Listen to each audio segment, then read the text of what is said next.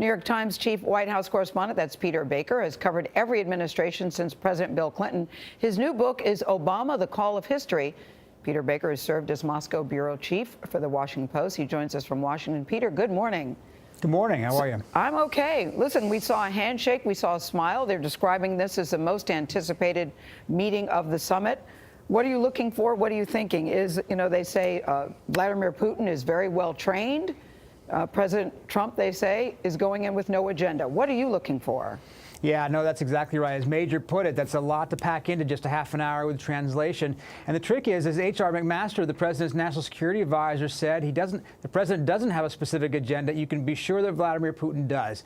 And when he starts talking, it could last the entire half hour. President Putin has a way in these meetings of sort of dominating the conversation, lecturing sometimes, monologuing, filibustering.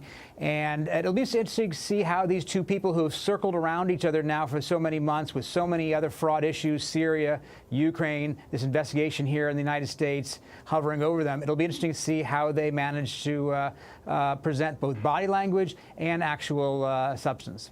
How do you think the Kremlin will exploit this advantage of this meeting? Well, look, just the very fact of it is what the Kremlin wants. They want President Putin on the world stage as the leader to meet, the leader who's important at the center of everything. Remember, just 2 years ago, 3 years ago, Putin was isolated after the intervention in Ukraine and the annexation of Crimea. He was thrown out of the G8, was now the G7. He was left on the sidelines of a G20. Nobody really wanted to talk to him. Now he's the man in the middle. That's exactly what the Kremlin wants. They want Russia to be the central player. Then how important is it for President Trump in the United States to show strength, given Russia's position? As you know, I mean, Russia and China denying that North Korea even launched an ICBM.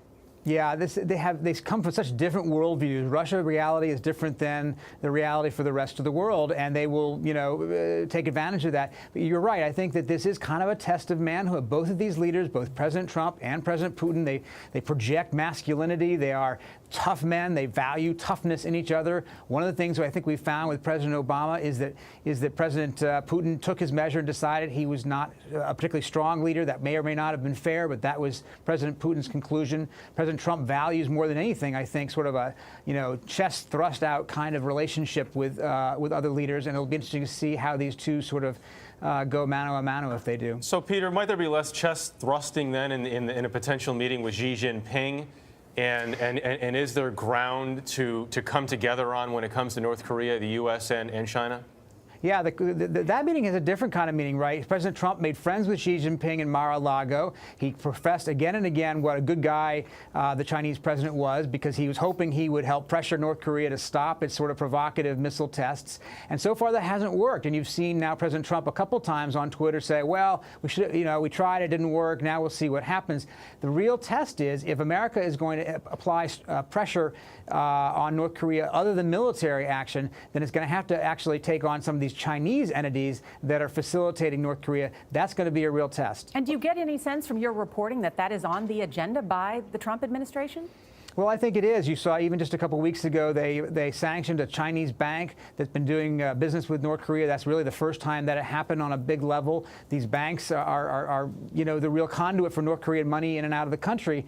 America has been reluctant to go after Chinese entities in any real way up till now because we have a pretty important relationship with China as well. But that's the economic lever that's out there if President Trump chooses to use it. A lot of speculation, Peter, if President Trump will ask about the Russian election meddling in the U.S.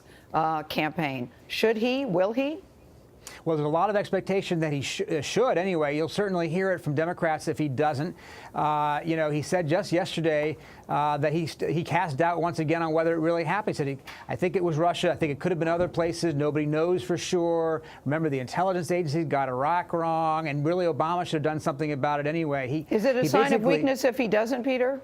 I think Putin would take it that way, certainly, and certainly so would the Democrats here at home. That in fact, to allow Russia to do what it did in last year's election without confronting Vladimir Putin about it face to face would be a rather striking decision on President Trump's part.